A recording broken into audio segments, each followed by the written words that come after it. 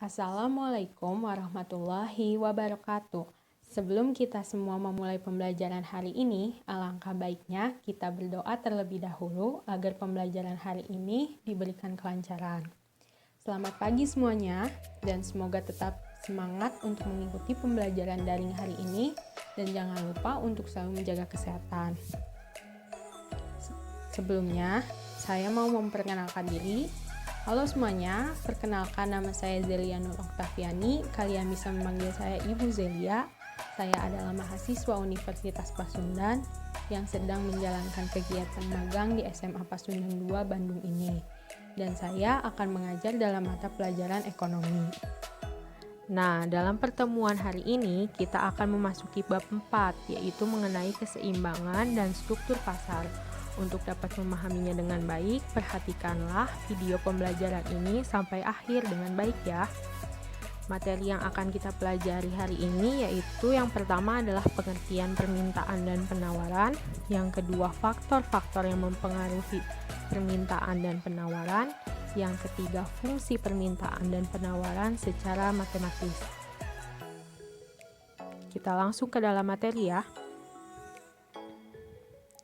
Apa itu permintaan? Permintaan adalah jumlah barang yang diminta pada berbagai tingkat harga, atau dalam pengertian yang lain, permintaan adalah keinginan yang disertai oleh kemampuan untuk membeli barang dan jasa pada tingkat harga dan waktu tertentu. Jadi, teori permintaan menerangkan sifat permintaan para pembeli terhadap suatu barang. Selanjutnya, kita ke faktor-faktor yang mempengaruhi permintaan. Yang pertama yaitu harga barang komplementer dan harga barang substitusi.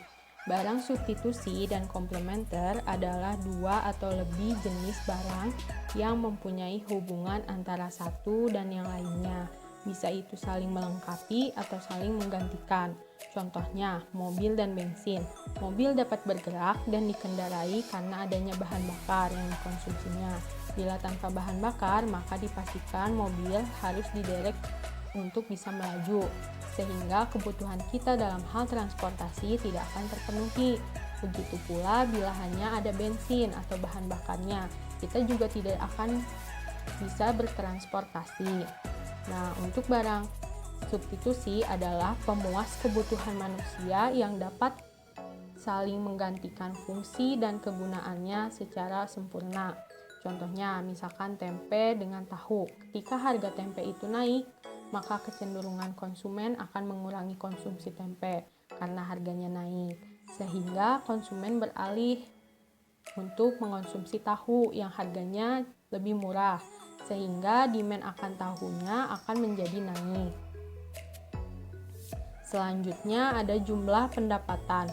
Jumlah pendapatan ini berbanding terbalik. Semakin tinggi pendapatan atau revenue konsumen, maka demand-nya juga akan naik atau permintaannya juga akan meningkat. Selanjutnya ada jumlah dan karakteristik penduduk. Semakin tinggi jumlah penduduknya atau masyarakatnya, maka demand atau permintaannya akan naik karena dipengaruhi juga oleh kondisi sosial dan perekonomian masyarakat itu sendiri. Selanjutnya, ada perubahan tradisi, mode, dan selera masyarakat. Dengan adanya perubahan tradisi, mode, dan selera masyarakatnya dapat mengakibatkan perubahan permintaan. Contohnya, sebelum atap genteng populer, masyarakat banyak yang menggunakan atap seng. Namun, pada saat ini masyarakat semakin menyenangi atap genteng atau seleranya berubah. Akibatnya permintaan atap genteng menjadi naik dan sebaliknya permintaan atap seng menjadi menurun. Selanjutnya yang terakhir yaitu intensitas kebutuhan masyarakat. Ketika barang kebutuhan tersebut banyak dicari, maka demand-nya akan meningkat. Contohnya ketika hari raya, banyak yang membutuhkan ketupat sehingga jumlah permintaan atau demand dari si ketupat tersebut menjadi meningkat. Kita lanjutkan. Apa itu penawaran? Penawaran adalah kesediaan penjual untuk menjual atau menyerahkan berbagai jumlah barang pada berbagai tingkat harga dalam waktu tertentu dan keadaan tertentu. Dari pengertian tersebut, tampak bahwa penawaran ditinjau dari sudut produsen atau penjual. Penawaran datang dari pihak penjual sebagai pihak yang menyediakan barang dan jasa dalam perekonomian. Selanjutnya, ada faktor-faktor yang mempengaruhi penawaran. Yang pertama itu kemajuan teknologi. Kemajuan teknologi juga akan menyebabkan penurunan biaya produksi dan menciptakan barang-barang baru dalam hubungannya dengan penawaran. Suatu barang, kemajuan teknologi menyebabkan kenaikan terhadap penawaran barang. Artinya, semakin canggih teknologi tersebut, otomatis jumlah barang yang dihasilkan akan semakin banyak. Dengan jumlah yang dihasilkan semakin banyak, hal itu juga menyebabkan jumlah yang ditawarkan akan semakin banyak. Selanjutnya, ada biaya produksi. Kenaikan harga input sebenarnya menyebabkan kenaikan harga biaya produksi. Maka dari itu, bila biaya produksi meningkat, maka produsen akan mengurangi hasil produksinya, sehingga penawaran harga barang tersebut akan berkurang. Selanjutnya ada harga barang itu sendiri. Jika harga suatu barang itu naik, maka produsen cenderung akan menambah jumlah barang yang dihasilkan. Jika semakin tinggi harga, maka akan semakin banyak pula jumlah barang yang ditawarkan. Selanjutnya ada jumlah penjual. Jumlah penjual apabila suatu produk tertentu semakin banyak, maka penawaran barang tersebut juga akan semakin bertambah. Selanjutnya ada fungsi permintaan dan penawaran. Sekarang kita akan membahas fungsi permintaan terlebih dahulu. Fungsi permintaan ialah sebuah fungsi yang memaparkan kuantitas antara barang dan juga jasa yang diinginkan masing-masing konsumen dengan harga barang atau jasa yang telah ditentukan. Rumus dan fungsi permintaan ini sendiri dilihat sebagai berikut, yaitu QD sama dengan min A P plus B atau PD sama dengan A plus B Q. Nah, ini adalah bentuk umum fungsi permintaannya. Fungsi barang dilambangkan dengan QD, sedangkan untuk fungsi harga adalah PD. QD itu adalah quantity of demand, sedangkan PD adalah price of demand. Nah, keterangannya QD adalah jumlah permintaan, PD adalah harga barang yang diinginkan, B adalah konstanta, A-nya adalah gradien, P-nya adalah price atau harga. Yang di sebelahnya, untuk membentuk fungsi permintaannya, maka rumusnya adalah P dikurangi P1 sama dengan Q per Q1 per P2 dikurangi P1, Q2 dikurangi Q1. P itu adalah harga barang, Q adalah jumlah barang. Untuk dapat lebih memahaminya, kita mulai ke contoh soalnya ya. Soalnya, jika harga barang 800 per unit, permintaannya 100 unit. Jika harga barangnya 600 unit, maka permintaannya 200 unit. Tentukan fungsi permintaannya dan gambarkan kurvanya. Untuk memasukkan angka-angka tersebut ke dalam rumus, maka kita perlu mengetahui terlebih dahulu P1, P2, Q1, dan Q2-nya. Nah, di dalam contoh soal ini sudah tertera bahwa P1-nya yaitu harga barang yang pertama 800, yang P2-nya harga barang yang kedua yaitu 600, Q1-nya yaitu jumlah permintaan yang pertama 100 unit, dan Q2-nya adalah jumlah permintaan yang kedua yaitu 200 unit. Untuk penyelesaiannya, kita masukkan ke dalam rumus yang tadi, yaitu P dikurangi P1, P1-nya adalah 800 sama dengan Q dikurangi Q1, Q1-nya adalah 100, P2 dikurangi P1, P2-nya adalah 600 dan P1-nya 800. Kemudian Q2 dikurangi Q1, Q2-nya 200 dan Q1-nya 100. Maka hasilnya P dikurangi 800 sama dengan Q dikurangi 100 per min 200 per 100. Kemudian kita substitusikan dengan mengkali silangkan, yaitu min 200 dikali Q jadi min 200 Q, min 200 dikali min 100 menjadi plus 20.000, 100 dikali P menjadi 100P, dan 100 dikali min 800 sama dengan min 80.000.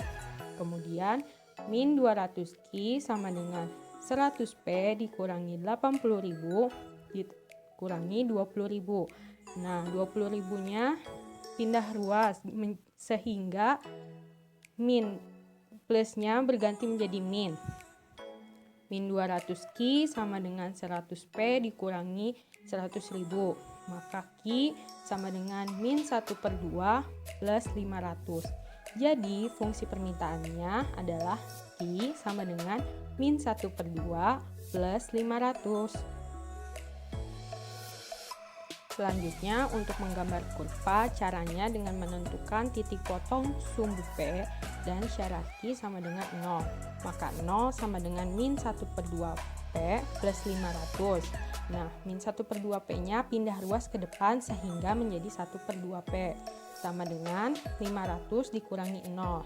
P sama dengan 500 dibagi 1/2 atau menjadi 500 dikali 2/1 sehingga P sama dengan 1000.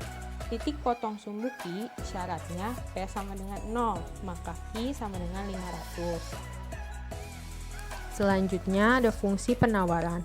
Fungsi penawaran akan sebuah produk adalah sebuah pernyataan hubungan antara kuantitas yang ditawarkan dan semua faktor yang mempengaruhi kuantitas tersebut. Jumlah penawaran juga dipengaruhi oleh harga, dapat ditulis sebagai berikut, yaitu QS sama dengan A plus B PS. Selanjutnya, fungsi penawaran dilambangkan dengan QS atau quantity supply, dan untuk menentukan bentuk umumnya menggunakan rumus persamaan garis melalui dua titik seperti yang sebelumnya, yaitu P dikurangi P1 sama dengan Q dikurangi Q1 per P2 dikurangi P1, Q2 dikurangi Q1.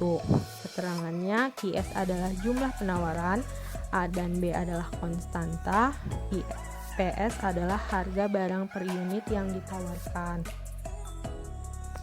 Untuk dapat memahaminya, kita langsung mulai ke contoh soalnya. Soalnya, ketika harga suatu barang 40 per unitnya dan jumlah penawarannya sebanyak 10 unit. Pada saat harga 60 per unit, jumlah penawarannya menjadi 20 unit. Hitunglah berapa jumlah fungsi penawarannya. Seperti sebelumnya, kita perlu mengetahui dulu P1, P2, Q1, dan Q2-nya. P1 itu 40, P2-nya 60, Q1-nya 10, dan Q2-nya 20. Yang ditanyakan adalah QS atau jumlah fungsi penawarannya. Maka kita masukkan kepada rumus yang tadi bahwa P dikurangi P1, maka P dikurangi 40 sama dengan Q dikurangi Q1, Q dikurangi 10 per P2 dikurangi P1, 60 dikurangi 40, Q2 dikurangi Q1, 20 dikurangi 10. Maka menjadi P min 40 sama dengan Q min 10 per 20 per 10. Kemudian kita substitusikan dengan cara mengkali silangkan. 20 dikali Q menjadi 20 Q. 20 dikali min 10 menjadi min 200. 10 dikali P menjadi 10P. 10 dikali min 40 menjadi min 400. Kemudian kita turunkan 20 Q sama dengan 10P min 400 plus 200. Seperti sebelumnya, jika berpindah ruas maka yang tadinya minus menjadi plus. 20 Q sama dengan 10P dikurangi 200. Q sama dengan 10P dikurangi 200 dibagi 20. Q sama dengan 0,5P dikurang 10. Q sama dengan min 10 plus 0,5P. Atau Q sama dengan min 10 plus 0,5P. Kemudian 0,5P-nya maju ke depan, 0,5P sama dengan min 10 min Q P sama dengan min 10 min Q dibagi min 0,5. P sama dengan 20 ditambah 2Q. Maka diperoleh fungsi penawarannya yaitu Qs sama dengan min 10 plus 0,5P atau PS sama dengan 20 plus 2Q. Sekian pemaparan materi untuk pertemuan pertama pada bab 4 ini. Semoga kalian dapat memahaminya serta mempelajarinya dengan baik. Bila ada yang ingin ditanyakan, silahkan ditanyakan pada kolom komentar yang ada pada Google Classroom ya. Wassalamualaikum warahmatullahi wabarakatuh.